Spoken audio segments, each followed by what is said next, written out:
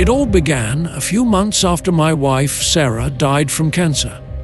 The loss was still raw, and I was battling to hold it together for our 2 children, Emily and Jake. Emily was just 12 years old and Jake was only 8. They were very little to have lost their mother, and I knew I needed to be strong for them. One day, while searching through Sarah's belongings, I discovered a hidden diary. It was stashed away at the back of her closet behind some old shoeboxes. At first, I was hesitant to read it because I felt I was violating her privacy, but something pushed me to open it and begin reading. As I turned the pages, I couldn't believe what I saw. Sarah had been involved in a cult before we met. She described weird rituals, secret gatherings, and a charismatic leader named Elijah. There were references to cleansing the soul and ascending to a higher plane. It all sounded ridiculous to me, but Sarah seems to have bought into it fully. I felt as if I didn't know my own wife. We'd been married for 15 years and I assumed I knew everything about her. But this diary revealed a completely different side of her that I had never seen before. I was astonished and perplexed, but mostly angry. How did she keep something like this from me for so long? But that was only the beginning.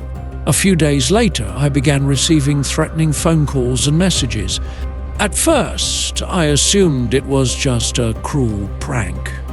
However, the frequency of the calls increased, and the messages got more explicit. Someone was observing me and my children. They knew about the diary and requested that I turn it over to them. I felt afraid. I wasn't sure what to do or who to turn to. I couldn't go to the police since I didn't have any proof, and I was frightened they would think I was insane. So I started digging on my own. I looked online for information on the cult Sarah mentioned in her diary. It took some searching, but I ultimately discovered a few old news items on a group named the Children of the New Dawn. They were linked to a number of disappearances and deaths in the early 2000s.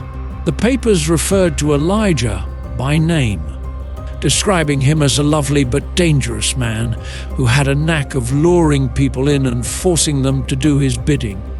As I read on, I realized that Elijah, the leader Sarah had wrote about, was still out there someplace. He had never been apprehended or brought to justice for his atrocities. And now it appeared that he was coming after me and my family. I knew I needed to protect Emily and Jake at all costs. I began taking precautions such as placing new locks on the doors and windows and purchasing a firearm for protection. I even pondered moving to a different place, but I realized it wouldn't help anything. Elijah and his disciples followed us wherever we went. The phone calls and messages continued, each one more frightening than the last. They claimed they would go to any length to reclaim the diaries, and that my refusal to cooperate was endangering the lives of my children. I began to think I was losing my mind.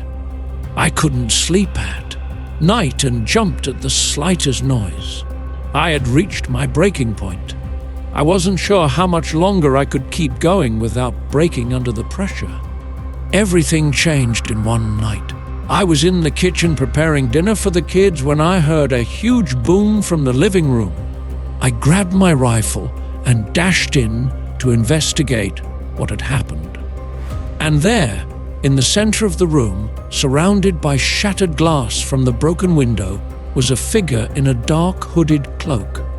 He gazed at me with icy dead eyes and whispered quietly, "Give me the diary, John." "Ooh, have no idea what you are dealing with." I froze, my heart racing in my chest. This was it. I had been dreading this moment for weeks, and I was aware that whatever happened next would decide the fate of my family and me. I raised my rifle, shaking hands, and pointed it directly at the intruder's chest. "Get out of my house!" I shouted, attempting to maintain a calm voice. "I'm not giving you anything." The man's laugh was loud and nasty, sending shivers down my spine. You think that little toy's gonna stop Emin? He asked, taking a step forward. You have no idea what we are capable of, John. What we have already DD1. I thought about Sarah and all of the things she had kept from me. I imagined Emily and Jake sleeping just a few feet away, blissfully unaware of the danger that loomed so close. In that moment, I realized I'd do whatever it took to keep them safe. I'm warning you, I whispered, gripping the revolver tightly. Leave now or I'll shoot. The man took another step nearer, and I noticed a glitter in his hand. A knife. He was going to kill me, I thought with unsettling certainty. He planned to kill me, take the diary, and then go after my children. I did not hesitate. I pulled the trigger, and the sound of the gunshot echoed throughout the house like a thunderclap. The man stumbled backward, holding his chest, before collapsing to the ground in a heap. For a time, I stood there staring at the body on the living room floor.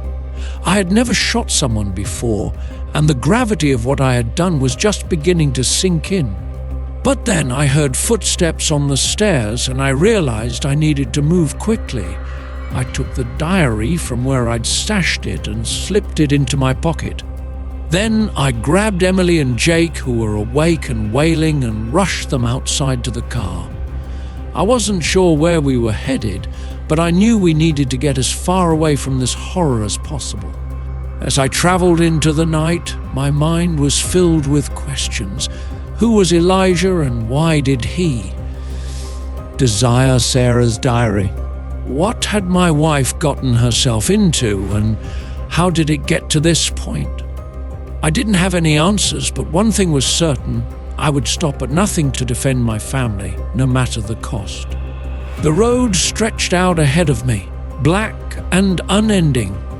I'd been driving for hours, replaying the events of the night in my thoughts, the sound of a gunshot and the sight of the man's body dropping to the ground.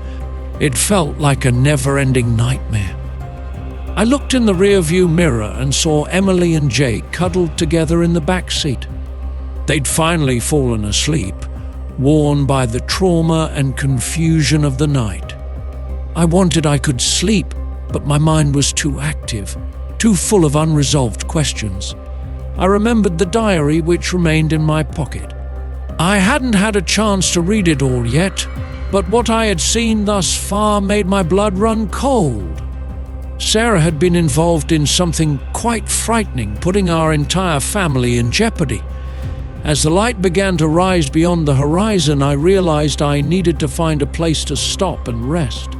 We had been driving all night, and I could feel the exhaustion creeping in. I got off the freeway at the next exit and found a cheap motel on the outskirts of town.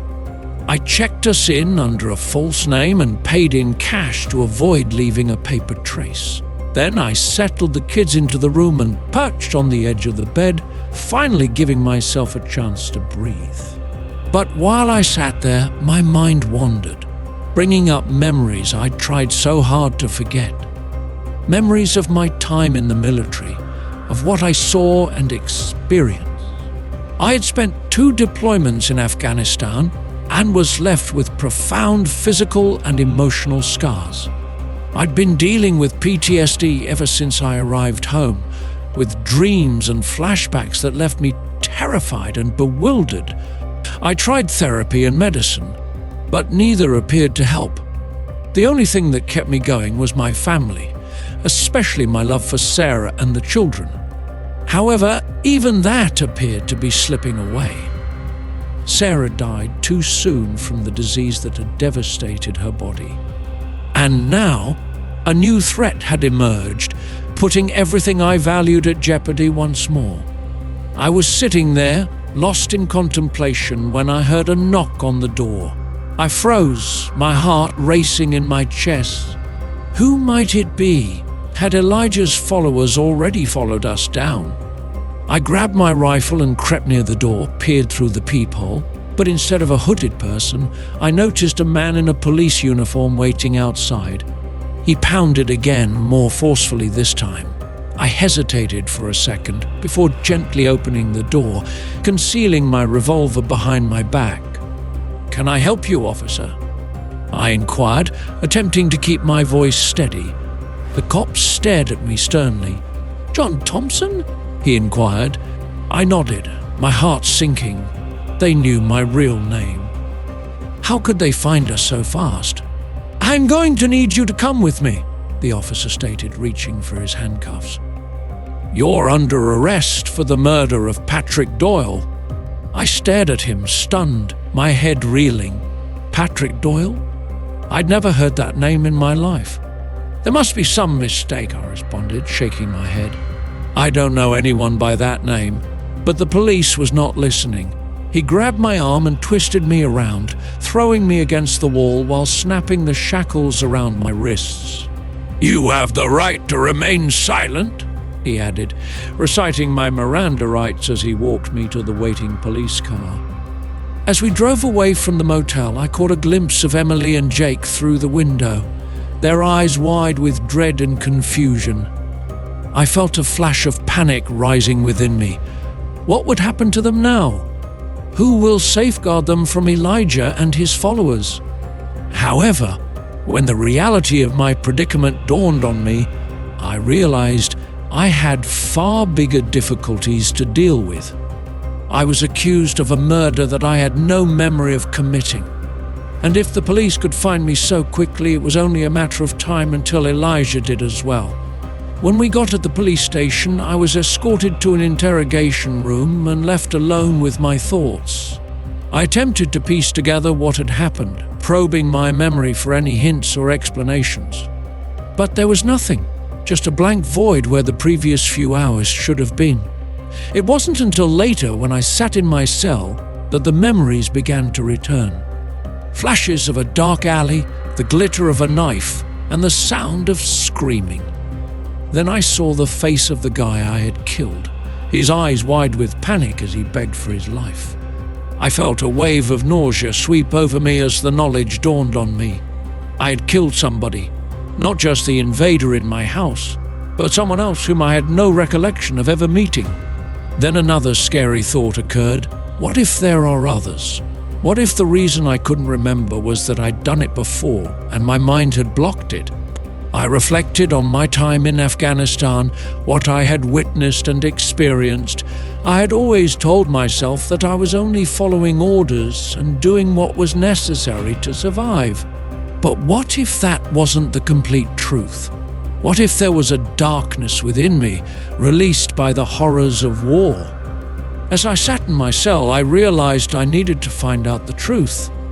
I had to face the demons of my past, no matter how painful or terrible it was, because otherwise I knew I'd never be free. Elijah and his followers would always be waiting for me, ready to turn my secrets against me. I closed my eyes and took a deep breath, bracing myself for the long journey ahead. I had no idea where it would take me or what I'd uncover at the end. But I realized I needed to keep on for the sake of my family and my own spirit. Days stretched into weeks while I languished in my cell, waiting for my trial to start. The police had questioned me constantly about Patrick Doyle's murder, but I had nothing to say. I had no recollection of the act and no understanding why I would wish to kill a man I had never met. The only thing keeping me going was the notion of my family. I knew Emily and Jake were out there, afraid and alone. I needed to find a way to get back to them and keep them safe from the threat that was still looming over us all. But as the weeks passed, I began to lose hope. The evidence against me was strong, and even my court-appointed attorney appeared suspicious of my innocence. I was facing the prospect of spending the rest of my life in prison, apart from the people I loved the most in the world. I then received a visitor. I hadn't seen this man in years, and I never expected to see him again. My brother Michael. Michael and I have always had a difficult connection. He was a few years older than me and had always been considered the family's golden kid. While I failed in school and got into trouble as a kid, Michael excelled at everything he tried. He had gone to college on a full scholarship, but I had joined the military right out of high school. We had grown distant over the years, as our lives took us in various directions. I last saw him during our father's death over a decade ago. We only shared a few awkward condolences. I'd always believed he'd moved on to greater and better things, leaving me and our small town behind. But now he sat across from me in the prison visitors' room. He looked different than I remembered, with a harsher, more lined face and colder, more calculating eyes. He was dressed in an expensive suit, with his hair slicked back in a way that made him appear older than his age. "John," he continued, his voice soft and confident, "it's been a long time." I looked at him, unsure what to say. Part of me was relieved to see him, to have some link with the outside world. But another part of me was concerned, wondering what had brought him here after all these years. "What are you doing here, Michael?" I inquired, my voice scratchy from disuse. He leaned forward and rested his elbows on the table between us. "I heard about what happened," he said. "I wanted to see if there was anything I could do to help." I laughed bitterly. "Help? How can you possibly help me?" "Michael, I'm facing a murder charge. They have evidence and witnesses. I'm going to spend the rest of my life in prison." Michael shakes his head. "Not necessarily," he replied. "I've got connections, John. People who can make all of this go gone." I stared at him, my heart pounding. "What are you talking about?" He smiled coldly, sending shivers down my spine. "I have done well for myself, John." "Very good. I have money, power, and influence. I can make this whole thing disappear as if it never happened." I shook my head, not believing what I was hearing. "And what's the catch?" I asked. "What do you want in return?" Michael reclined back in his chair, his gaze never leaving mine. "I want you to come work for me," he explained. "I own a business, John, a highly profitable business, and I need someone I can trust and rely on. Someone like you." I had a feeling of unease flood over me. Michael's tone of voice and the expression in his eyes made me nervous. I had never known my brother to be engaged in anything criminal, but the way he was speaking now and the promises he was making, everything sounded too good to be true. "I don't know, Michael," I answered, shaking my head. "I have a family to think of. Emily and Jake need me. I can't simply escape into whatever sleazy enterprise you have going on." Michael's smile simply got wider. "But that is the beauty of it, John. If you come to work for me, your family will be cared for. They'll have everything they need and could ever want. And you'll be a free man, able to support them in ways you couldn't before." I hesitated, caught between my want to spend time with my family and my fear of what Michael was giving. I realized there had to be more to the story, and that he wasn't telling me everything. But the notion of being free, of being able to hug Emily and Jake in my arms again, was too appealing to pass up. "Okay," I murmured, just above a whisper. "I will do it. I will come work for you." Michael smiled triumphantly, his eyes shining with evil satisfaction. "I knew you'd make the right choice, John," he told me. "Trust me, you won't regret it." But even as I shook his hand, completing the contract that would change my life forever, I couldn't shake the sensation that I had made a huge mistake, that I had just signed away my soul to a devil in disguise. The next 2 weeks were a haze. Michael's lawyers did their magic, and before I knew it, I was free. The charges against me were dropped, and the evidence magically disappeared. It was as if the entire event had never happened. But when I stepped out of the prison, I realized that my struggles were far from ended.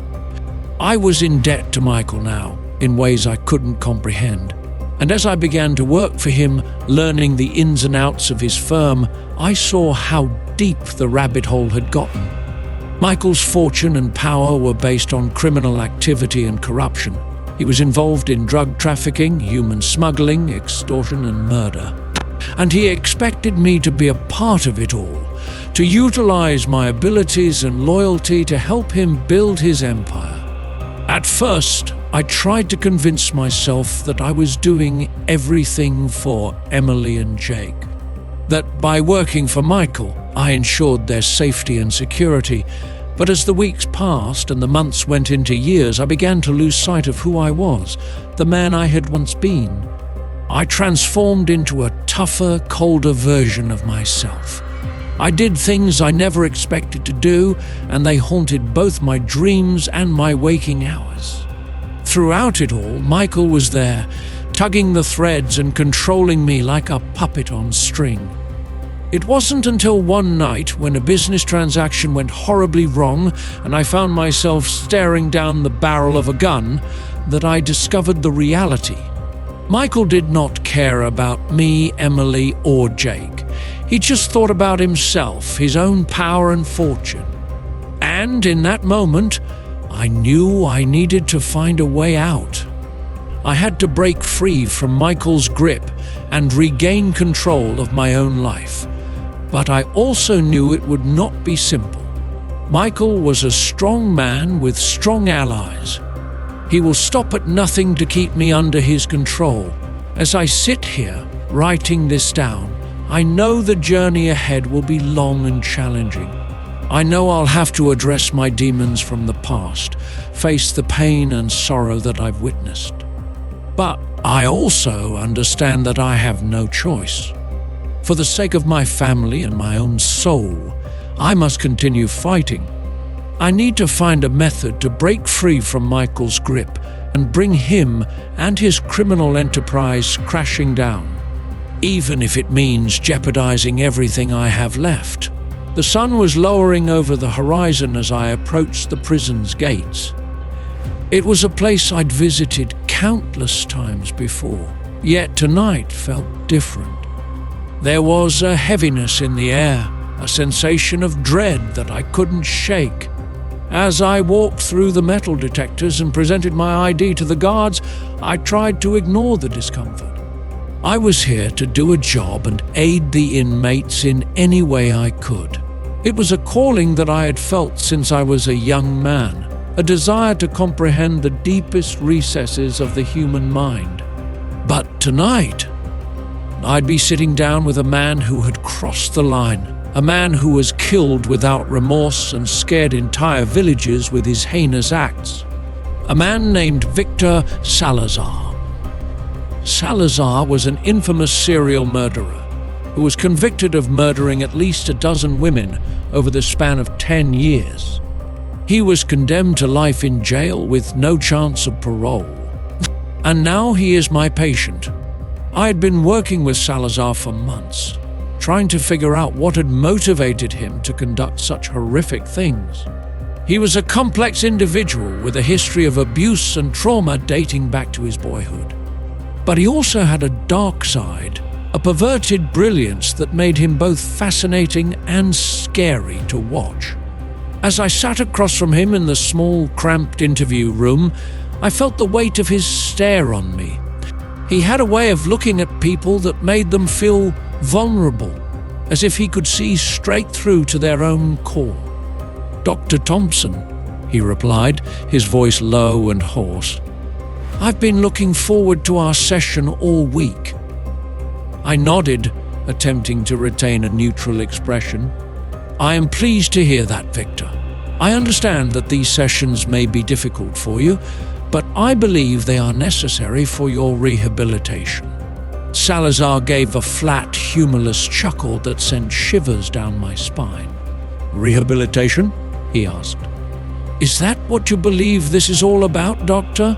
You think you can make me a better man?" I leaned forward, my elbows resting against the table between us. "I believe that everyone has the potential for transformation, Victor. Even you. However, It requires hard work and honesty.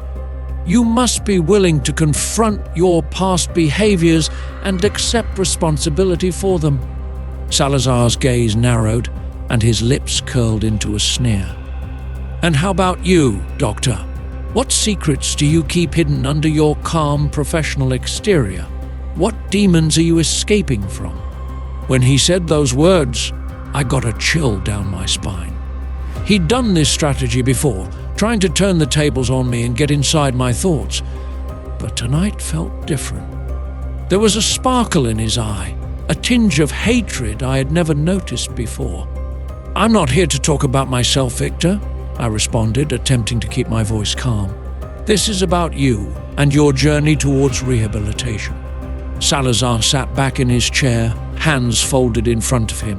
"But there is where you're mistaken, Doctor. This is about the two of us. You see, I have been conducting some research on you, and I've learned some really interesting things." My heart began to rush, and my palms were sticky with sweat. "What are you talking about?" I inquired, my tone barely above a whisper. Salazar's smile broadened, and his eyes gleamed with malignant glee. "Doctor, I know about your brother.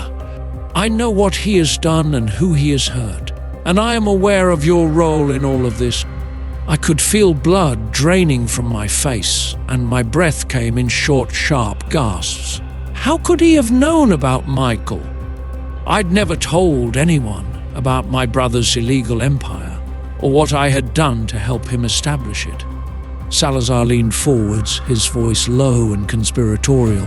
"You see, Doctor, you and I are not that different. We both have darkness within us, secrets that we've tried to hide. But the truth always emerges in the end, and when that happens, it has the potential to destroy everything we value." I shook my head, attempting to refute the validity of his statement, but deep down, I knew he was correct. I'd spent so long avoiding my past, pretending it didn't exist. But now it had gotten up to me. "What do you want from me?" I inquired, my voice wavering. Salazar smiled cruelly, his eyes glinting with malicious satisfaction. "I want you to accept your true nature, Doctor. I want you to stop pretending to be someone you aren't. And I want you to assist me." I looked at him, my head racing with the ramifications of his words. "Can you help him? How could I aid a man like Victor Salazar?" Even as I attempted to resist, I could feel the draw of his words, the allure of his darkness. He was providing me the opportunity to be free, to stop escaping from my past and embrace my actual self. And in that instant, I realized I was lost. I had entered an unfamiliar realm, one filled with shadows, secrets, and twisted desires. There was no going back. My mind was in turmoil as I left the prison that night. I knew I had to find a method to prevent Salazar from exploiting my secrets against me. But I also realized I was in too deep, that I had become a part of something beyond my control. And as I drove home in the dark, I couldn't shake the sensation that I was being watched. Victor Salazar was somewhere in the shadows waiting for me, waiting to draw me deeper into his web of lies and deception, waiting to destroy me as he had destroyed so many others. The funeral was a sad occasion, with a sea of black garments and tear-stained faces. I stood in the front of the church, my gaze locked on the casket containing my beautiful daughter Sarah. She was just 22 years old, and her entire life was ahead of her. And now she was gone, stolen from me in an unnecessary act of violence. I could feel the mourners gaze on me, their sorrow and pity.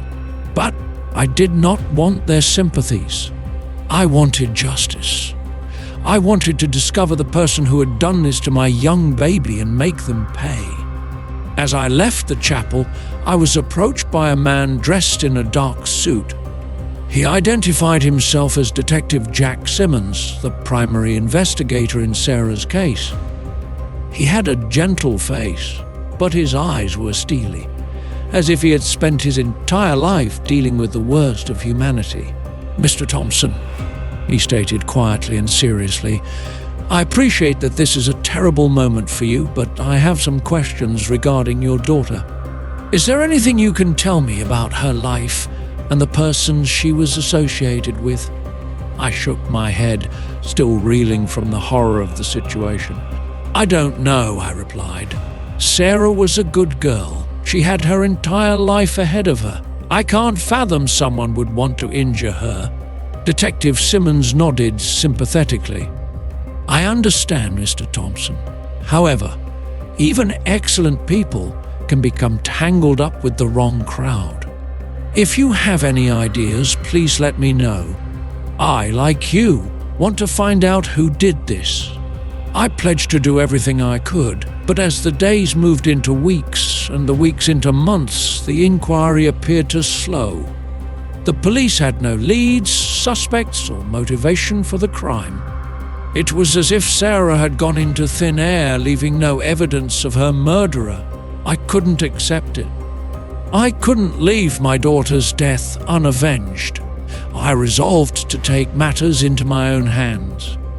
I began by following Sarah's footsteps, attempting to piece together the final days of her life. I spoke with her friends, classmates, and anyone else who could have seen or heard something that could help me find her killer. But every time I turned, I appeared to reach a dead end. It wasn't until I dug deeper that I figured out the truth. Sarah looked to have been engaged with a group of people who were doing some extremely dangerous things. Drug dealers, gang members, and even corrupt officials used their influence to enrich themselves. Initially, I couldn't believe it. "My Sarah, are you involved with individuals like that?" It did not seem feasible. But when I dug more, I realized that there was an entire universe out there that I had no idea existed. A society of violence and corruption in which the powerful preyed on the vulnerable and the innocent were caught in the crossfire. I realized I needed to do something. I could not allow Sarah's death go unpunished. So I made a decision. I would discover those guilty for her murder and hold them accountable, no matter how much it cost me. I began by infiltrating the same circles Sarah was engaged with. I pretended to be a buyer, a seller, or whatever it took to get near to the people who had taken my daughter away from me. It was a dangerous job, and there were times when I feared I wouldn't make it out alive, but I was propelled by an inexplicable urge. A burning passion for justice and vengeance engulfed me like fire. I didn't worry about the hazards or danger. All I cared about was discovering the truth. And slowly but steadily, I began to piece together the puzzle. I discovered that Sarah's murder was part of a broader plot, a web of corruption that extended all the way to the highest levels of authority. There were those out there who would go to any length to keep their secrets hidden, even if it meant killing for their own purposes. But I was determined to uncover and bring them to justice, even if it meant putting my own life on the line. As I sit here now, writing it all out, I know I'm almost done. I have discovered the truth about Sarah's murder and know who is guilty, but I also know that they will do whatever to prevent me from sharing what I know. I'm writing this as a record, a testimony to the truth, so that even if I don't get it out of here alive, someone will know what occurred. Someone will realize how much I paid for justice. And perhaps they will be able to finish what I started, to bring those responsible for Sarah's death to justice, and to ensure that no one else has to endure as I have. Even if they don't, I'm confident that I will have accomplished my goals. I will have honored my daughter's memory and ensured that her death was not in vain. The newsroom was buzzing with activity as I sat at my desk, staring at the computer screen in front of me. I had been working on a story about a series of disappearances in the small town of Millfield, a few hours outside of the city. It was the kind of story that could make a journalist's career, But so far, I had come up empty. I had spent weeks in Millfield, talking to locals and trying to piece together what had happened to the missing people. But everywhere I turned, I seemed to hit a dead end. The police were tight-lipped, the families were too grief-stricken to talk, and the town itself seemed to be hiding something. It wasn't until I received a tip from an anonymous source that things started to fall into place. The source claimed to have information about the disappearances, and they wanted to meet with me in person. I was hesitant at first, but my curiosity got the better of me. I agreed to the meeting, and that's when everything changed.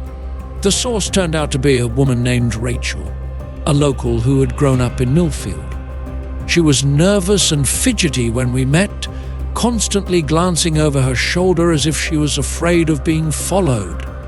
But when she started to talk, I could tell that she had been holding on to this information for a long time. Rachel told me that the disappearances were connected to a group of people who had been operating in Millfield for years. They were a cult, she said, a group of fanatics who believed in an ancient prophecy about the end of the world. They had been recruiting people from the town, luring them in with promises of salvation and eternal life. At first, I was skeptical.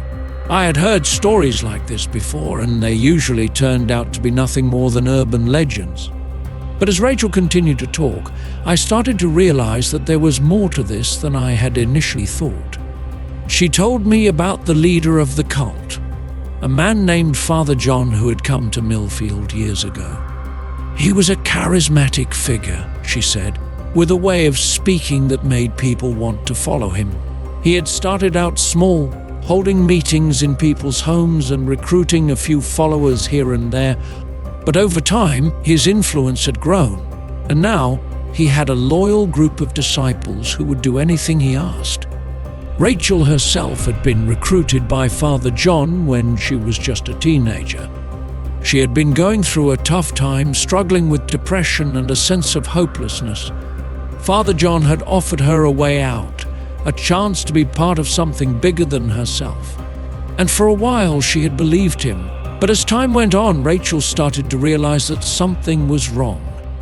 Father John's teachings had become more extreme, more apocalyptic. He started talking about the need for sacrifices, about how the end of the world was coming and only the chosen few would be saved.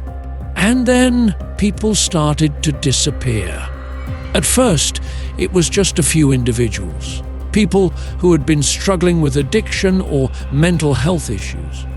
But then entire families started to vanish, leaving behind nothing but empty homes and unanswered questions.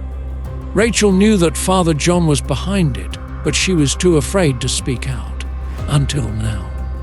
I listened to Rachel's story with a growing sense of horror. I had known that there was something strange going on in Millfield, but I'd never imagined anything like this. A cult, operating in secret, preying on the vulnerable and the lost. It was the kind of story that could destroy a town, and I knew that I had to handle it with care. I promised Rachel that I would do everything I could to help her, to bring Father John and his followers to justice. But as I started to investigate further, I began to realize that the cult's influence went deeper than I had ever imagined. They had connections to powerful people in the town, people who were willing to do anything to keep their secrets hidden. As I dug deeper, I started to uncover a web of corruption and lies that stretched back decades. Father John, it seemed, was just the tip of the iceberg. There were other groups out there, other cults and secret societies that were operating in the shadows, manipulating events from behind the scenes. And then I made a discovery that shook me to my core. As I was going through some old newspaper articles, I came across a story about a young boy who had gone missing in Millfield almost 30 years ago. The boy's name was James, and he had been just 6 years old at the time. His disappearance had never been solved, and his family had been left to wonder what had happened to him for all these years. But as I read through the article, I realized that there was a connection between James's disappearance and the cult that Rachel had told me about. The newspaper mentioned that James had been last seen playing near an old abandoned church on the outskirts of town, a church that had once been used by a group of religious fanatics. And then I saw the photograph. It was a grainy black and white image, but I recognized the face immediately. It was Father John, looking much younger, but still with that same piercing gaze. And standing next to him, holding his hand, was a little boy with blonde hair and bright blue eyes. It was me. The realization hit me like a ton of bricks. I had been born and raised in Millfield, but I had moved away when I was just a child. I had no memory of the town, no connection to the people who lived there, or so I had thought. But now, as I stared at the photograph, I realized that I had been a part of this story all along. I'd been one of Father John's chosen few, a child who had been taken from his family and indoctrinated into the cult's twisted beliefs. And somehow, I had escaped. I sat back in my chair, my mind reeling with the implications of what I had just discovered. I had always known that there were gaps in my memory, that there were things about my childhood that I couldn't quite remember. But I had never imagined anything like this.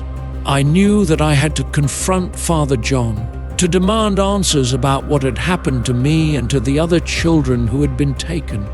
But I also knew that doing so would be incredibly dangerous.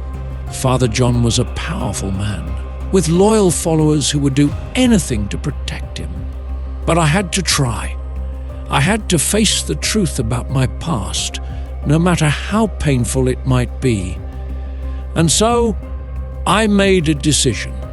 I would return to Millfield, to the place where it had all begun. I would confront Father John and his followers, and I would expose the truth about what they had done. I would fight for justice, for myself, and for all the other victims of the cult's twisted beliefs. As I packed my bags and prepared to leave, I couldn't shake the feeling that I was walking into a trap. That Father John and his followers were waiting for me, ready to finish what they had. Started all those years ago, but I knew that I had no choice. I had to see this through to the end, no matter what the cost. And so, I set out on the long drive back to Millfield, back to the town that had haunted my dreams for so many years. Back to the place where I would finally confront the demons of my past and maybe, just maybe, find a way to move forward. But little did I know, the horrors that awaited me in Millfield were beyond anything I could have ever imagined. The cult's influence ran deeper than I had ever realized, and the price of uncovering the truth would be higher than I ever could have feared. As I drove deeper into the heart of darkness, I couldn't shake the feeling that I was being watched. That somewhere out there, in the shadows of the forest that surrounded the town, Father John and his followers were waiting for me, waiting to finish what they had started all those years ago. I drove into the driveway of our new home. It was a lovely old house with the wraparound porch and a large yard that backs up to the woods. My wife Sarah grew up in this town and had always wanted to return to raise our family. But when I stepped out of the car and looked around, I couldn't shake the sense that something was wrong. The town was peaceful, almost too quiet, and the air was strangely motionless, causing the hairs on the back of my neck to rise up. Sarah seemed unaware of my discomfort. She was overjoyed to be back in her hometown and wanted to show me all the places she had enjoyed as a child.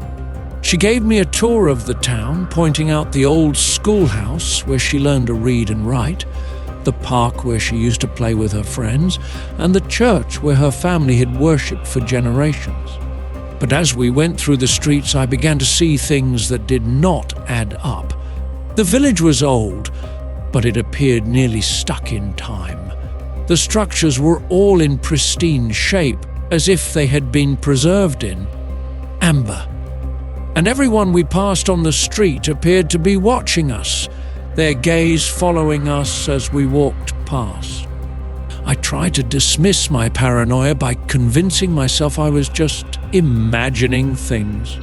But as the days grew into weeks, and the weeks into months, I began to realize that something was seriously wrong in this community.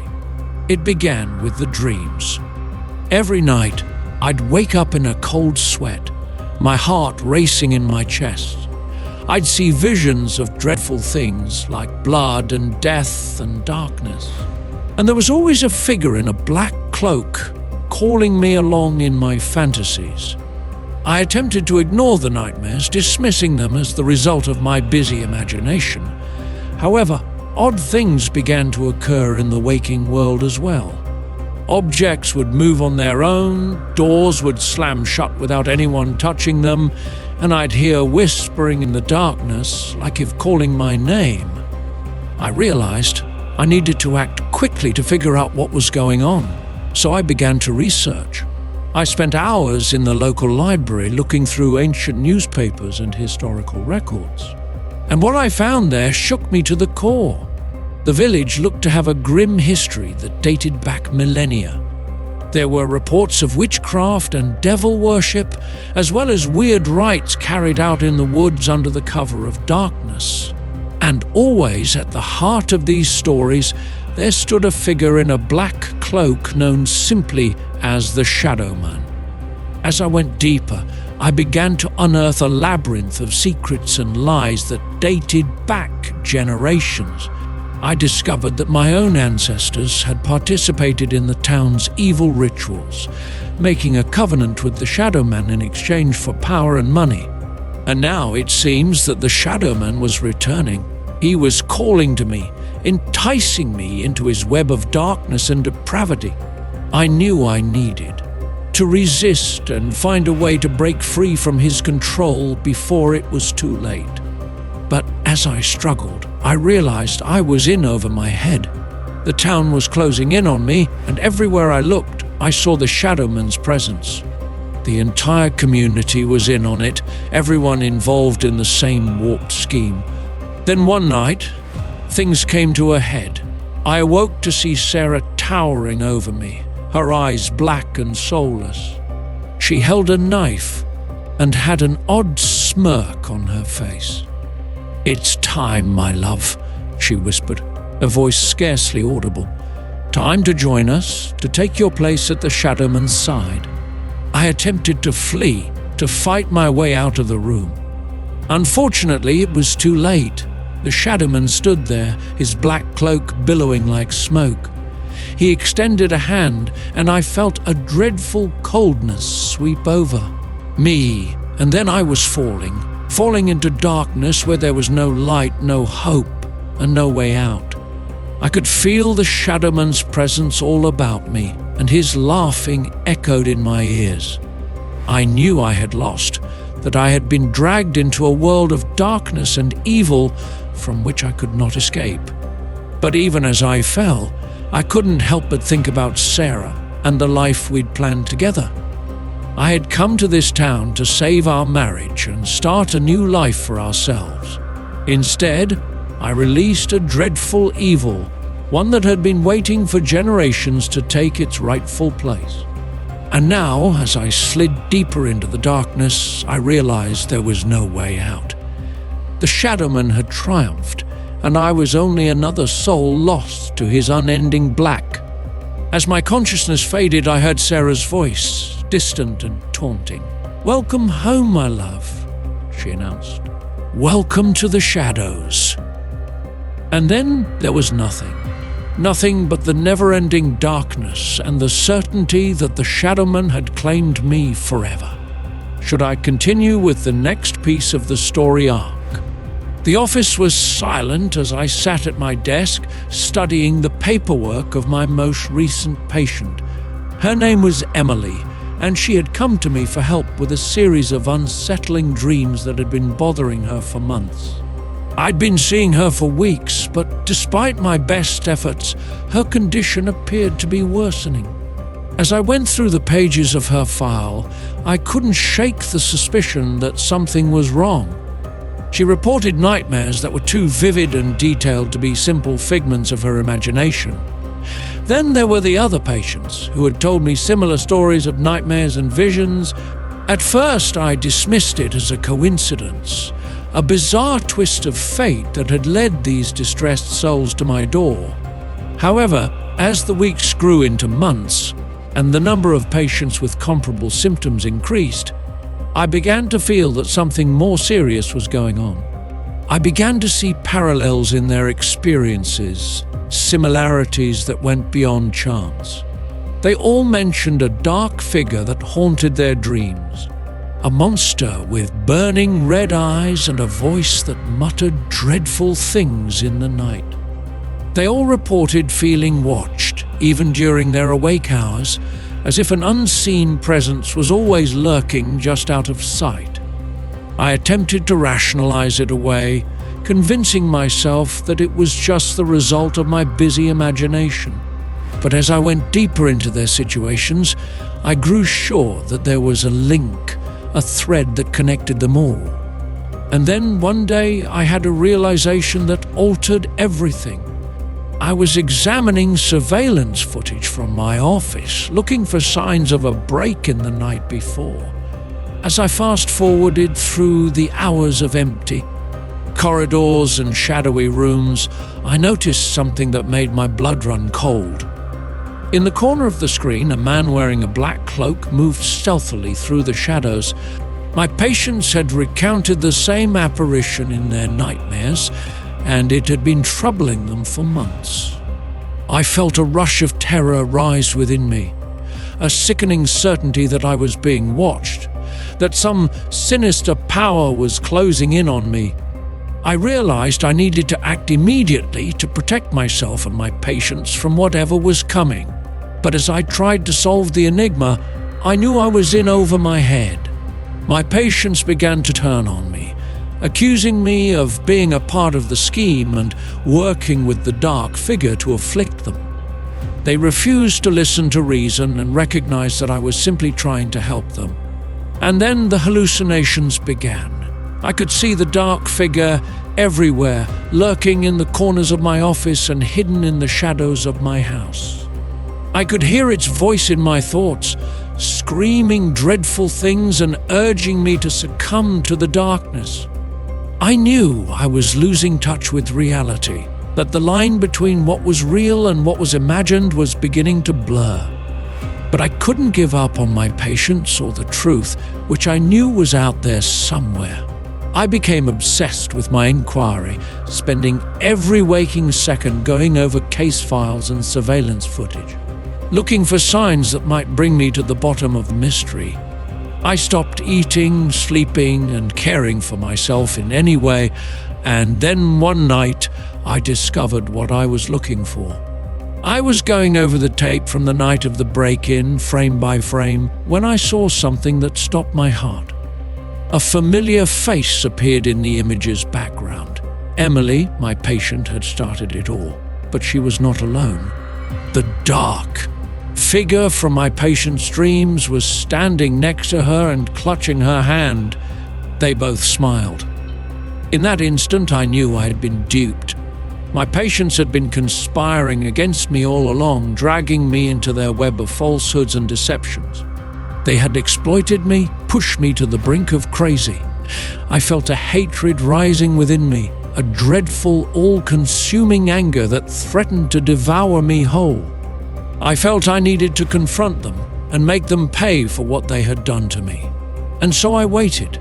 I waited until they were all assembled in my office, sitting there with menacing looks on their faces, waiting for me to fall into their trap. But I was prepared for them. I had a strategy to finally turn the tables on them. I'd show them that I wasn't a puppet or pawn in their sick game. I stood up from my desk, my hands quivering with uncontrollable wrath. "I know what you've been doing," I added quietly. "I know about the conspiracy, about the dark figure that haunts your dreams." They stared at me with blank, incomprehensible eyes, their smiles unwavering. "I don't know what you're talking about, Doctor," Emily remarked, her voice full of phony concern. "We're just here for our appointments, just like always." But I knew better. I reached into my desk drawer and, with shaky hands, pointed a revolver at them. "I won't let you do this to me," I exclaimed, raising my voice to a roar. "I won't let you destroy me like you've destroyed so many others." They glanced at each other, their grins evolving into vicious, mocking laughs. "Oh, Doctor," Emily replied, shaking her head. "Have you really lost your mind? There is no conspiracy or sinister figure. It is all in your head." My grip on the rifle tightened, and my finger hovered near the trigger. I knew she was lying. They were all lying. However, something in their gaze made me hesitate. They were terrified, not of the gun or of myself, but of something else. Something lurked just beyond my view, whispering in the darkness and calling my name. A chill ran down my spine as a frightening thought dawned on me. I had been mistaken all along. My patients were not colluding against me. They were trying to warn me and preserve me from the actual enemy. I dropped the gun, my hands shaking so severely that I could scarcely grasp it. "What have I done?" I spoke quietly, my voice scarcely heard over the pounding of my own heart.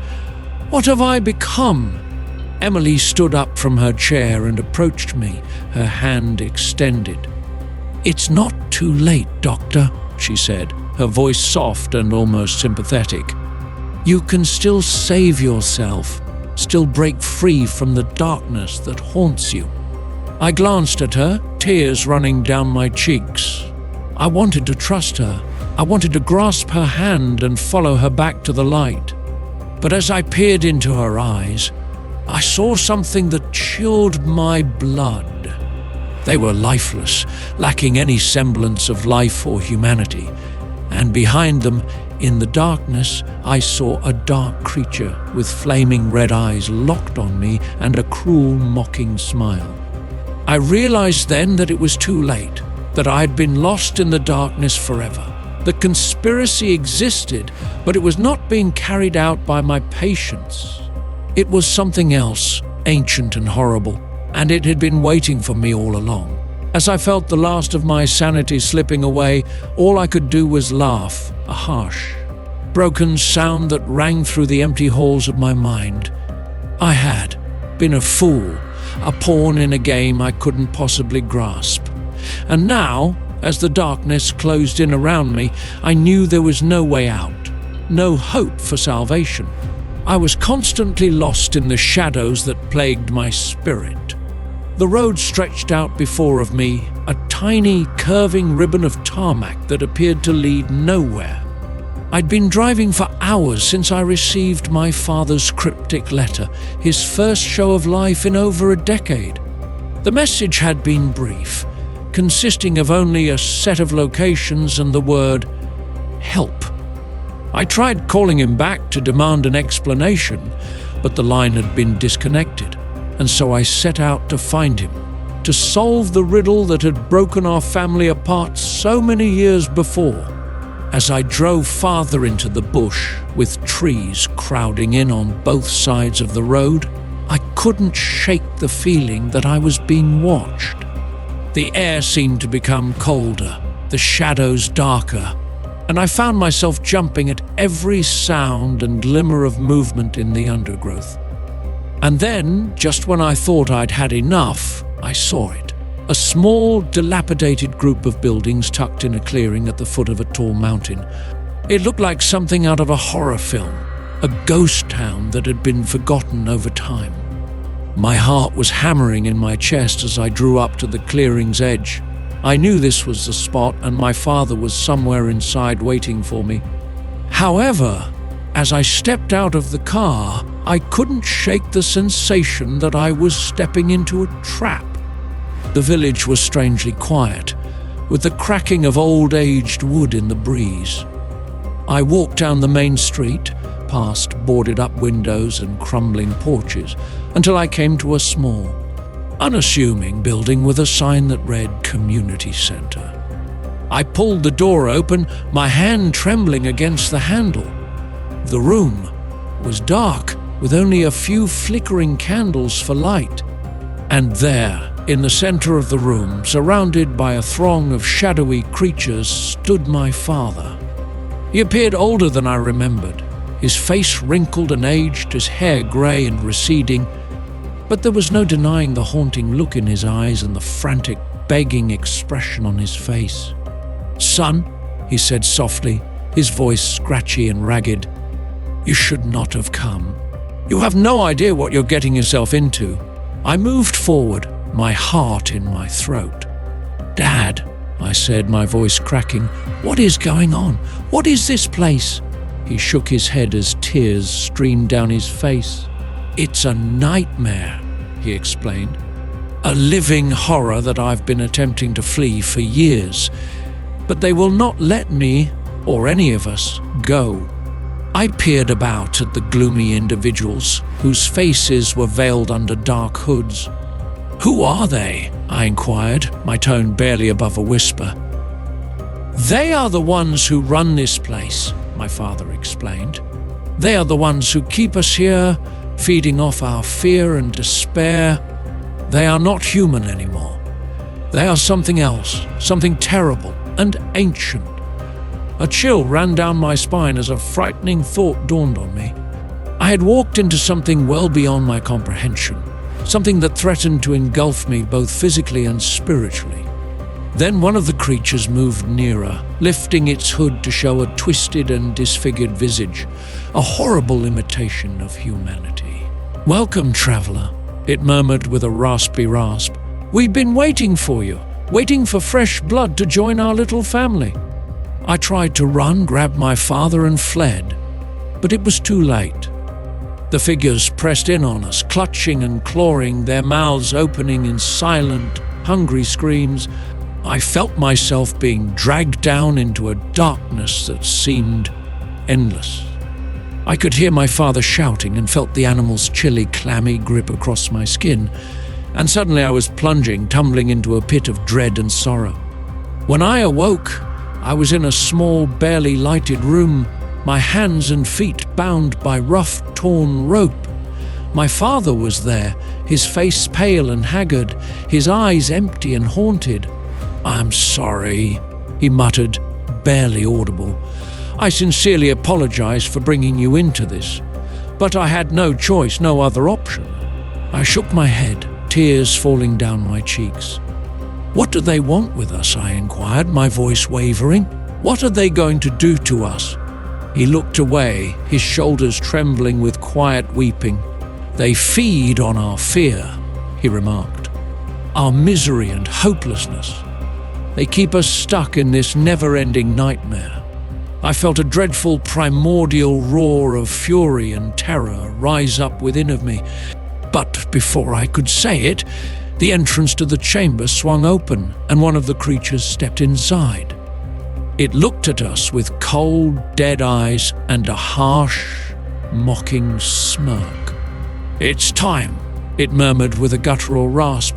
"Time for you to join us, to become one with the darkness." I struggled against my restraints, my heart racing in my chest. But it was useless. The beast seized me with an icy, unyielding hand and took me out of the chamber into a darkness that seemed to last forever. And there, in the midst of that dreadful environment, I realized what my father had spoken. The beings who had taken us captive were no longer human. They were something else, ancient and wicked, and they had been waiting for us all along. As I felt the remains of my humanity slipping away, all I could do was scream, a broken animal howl that resonated through the endless halls of that horrible institution. I was permanently immersed in the darkness that had devoured my father and all of us, and somewhere deep below that pit, I could hear the creatures laughing, a loud, grating sound that seemed to last forever. They had triumphed, and we were but the latest in a long line of victims reaching back into the mists of history. There was no way out. no hope for salvation. We were theirs now and forever, lost in the shadows that haunted the deepest recesses of the human psyche.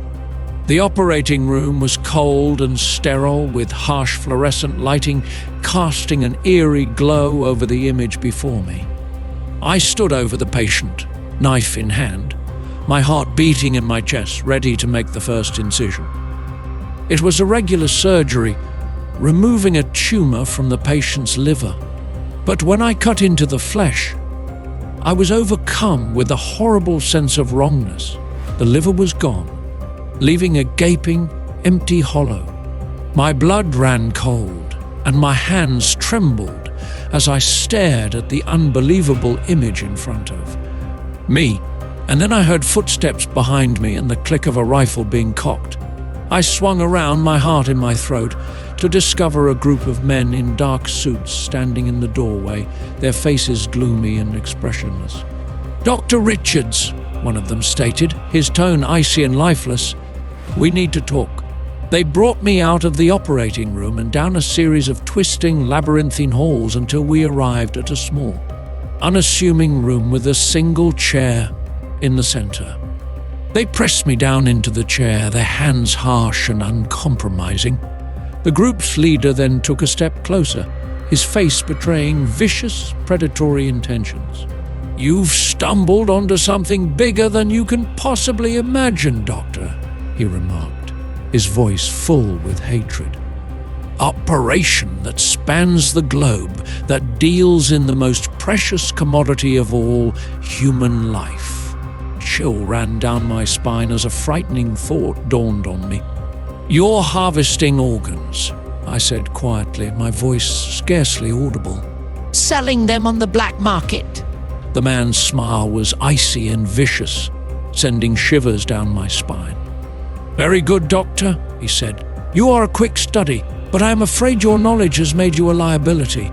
In our line of employment, liabilities must be eliminated." I felt a flood of panic rise up inside me, like an animal desperate to escape.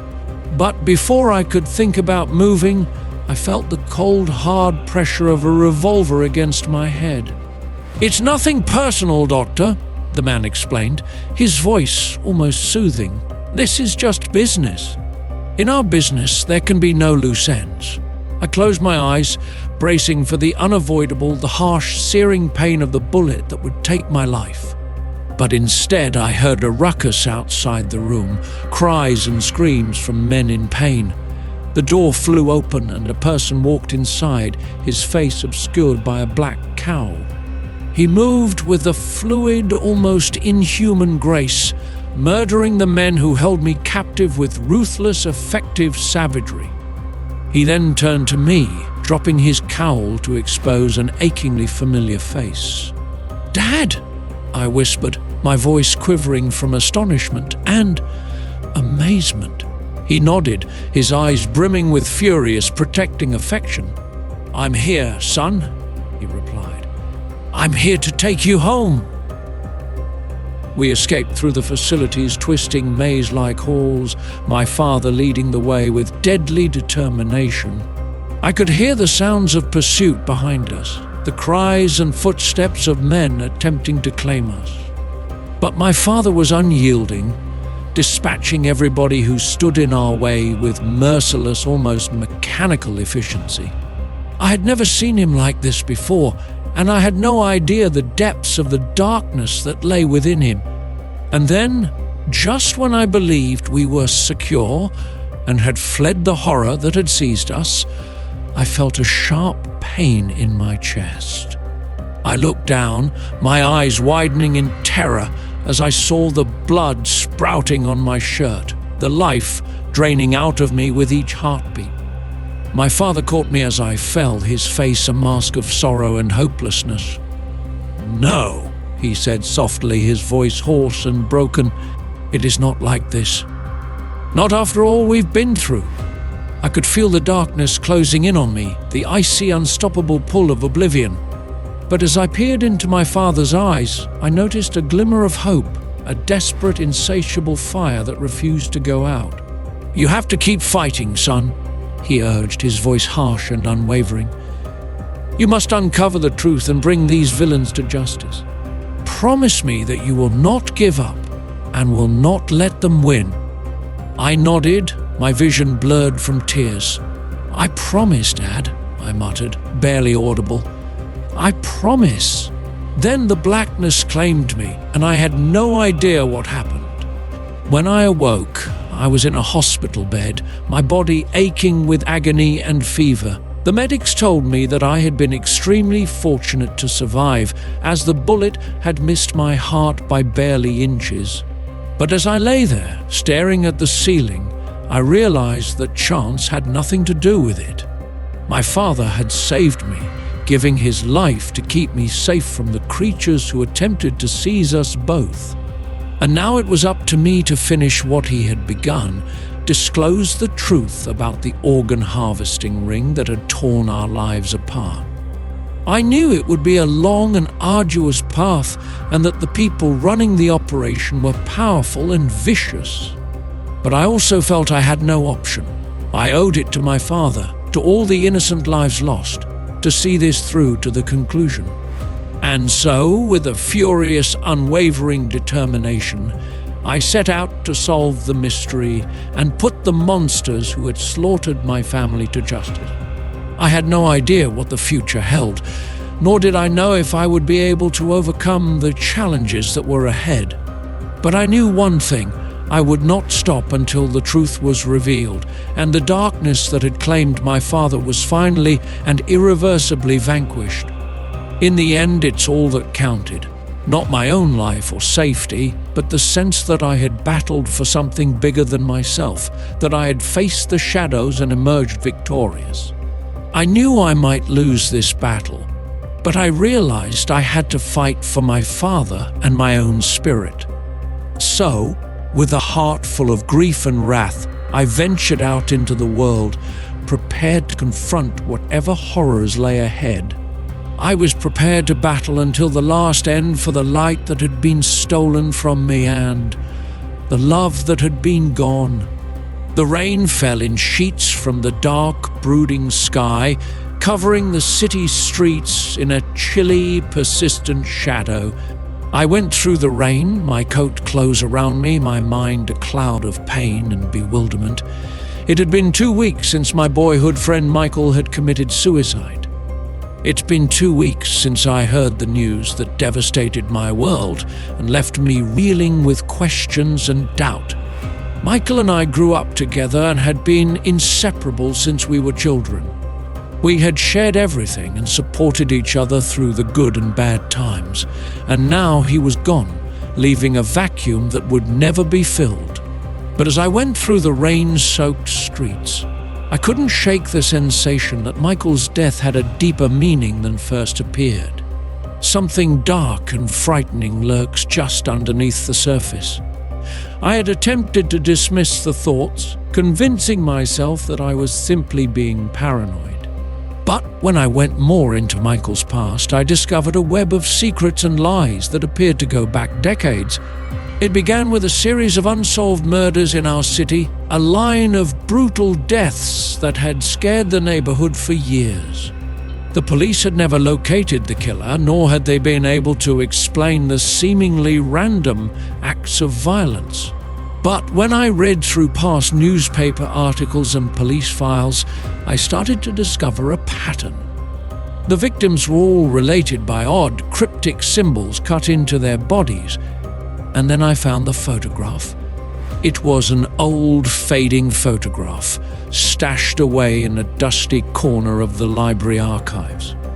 But as I looked at the faces in the image, a shiver ran down my spine. Michael was in the midst of the group. A woman I'd never seen before stood next to him, their arms wrapped around one another in a display of intimate familiarity.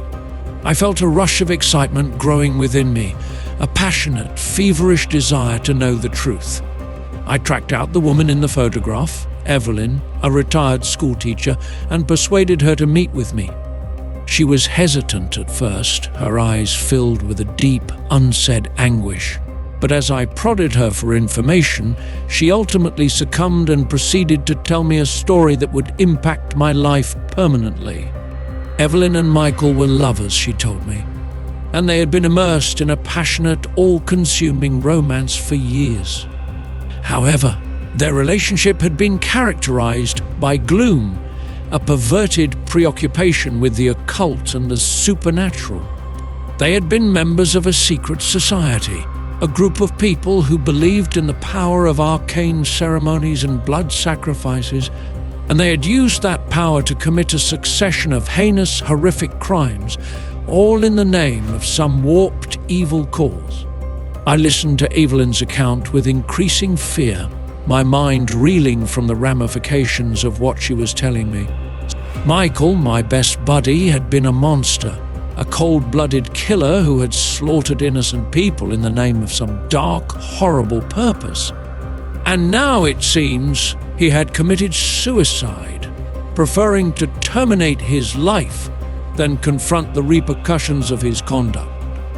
But as I dug deeper into the mystery, I realized that Michael's death was only the beginning, and that the secrets he had carried to his grave were only the top of a much larger, far more terrifying iceberg. I got obsessed with my investigation, spending every waking second going over old papers and documents looking for leads and witnesses. I knew I was placing myself in risk, and that the murderers would do whatever to keep their secrets buried. But I couldn't stop or relax until I discovered the truth. I owed it to Michael, to the innocent lives he had taken, to see this through to its conclusion. And then, just when I thought I'd reached a dead end, I came across a lead that changed everything. It was a name whispered in the deepest reaches of the city's underbelly, and it appeared to hold the key to the entire riddle. I traced the name to an abandoned warehouse on the outskirts of town, a dilapidated, crumbling structure that exuded a sense of evil and rot. And there, in the midst of that dark, deserted spot, I discovered the truth I had been searching for so long. The murders, the rituals, the secret society, they were all linked, part of a big, sweeping conspiracy that spanned centuries. And at the heart of it all, twisting the strings like a malicious puppet master, was a figure I had never imagined, someone I had trusted with my life. It was my dad. He stood in front of me, his face contorted into a mask of cruel, mocking victory, his eyes gleaming with a wildness I had never witnessed before. And in that instant I realized I had been duped, that all I had believed, worked for, had been a lie. My father was behind it all, orchestrating the murders and ceremonies and using Michael and the others as players in his sick, twisted scheme. And now he wanted to use me as well, drawing me into the darkness that had overtaken him and enlisting me in his evil crusade. I felt a white-hot hatred well up inside me, threatening to engulf me completely. I pounced at my father, my hands wrapping around his throat and my fingers burrowing into his flesh with a primal, animalistic fervor.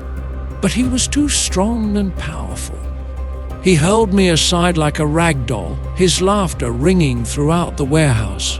And then, with a final mocking salute, he vanished into the shadows, leaving me alone in the darkness, my spirit irreparably damaged. I realized then that I had been a fool, blinded by my own sadness and despair. I sought the truth, but in doing so, I unleashed an evil beyond description, a darkness that would haunt me for the rest of my life. And so I ran into the night, my mind reeling from what I had discovered, my heart heavy with the realization that I had failed, that I had allowed the demons to prevail. I had no idea what the future contained, or if I'd ever find the courage to confront the monsters that now haunted my every waking moment. But I knew one thing: I would never stop battling and looking for a way to make things right. even if it meant abandoning everything I owned and losing myself in the process. I would find a method to stop my father and put an end to the darkness he had brought upon the earth. In the end, it's all that counted. Not my own life, not my own sanity, but the knowledge that I had done everything in my ability to protect the innocent and bring those responsible to justice. I knew I might lose this struggle, but I knew I had to battle for my friend and for my own soul. So with grim determination, I marched back out into the rain-soaked streets, prepared to face whatever horrors lay ahead.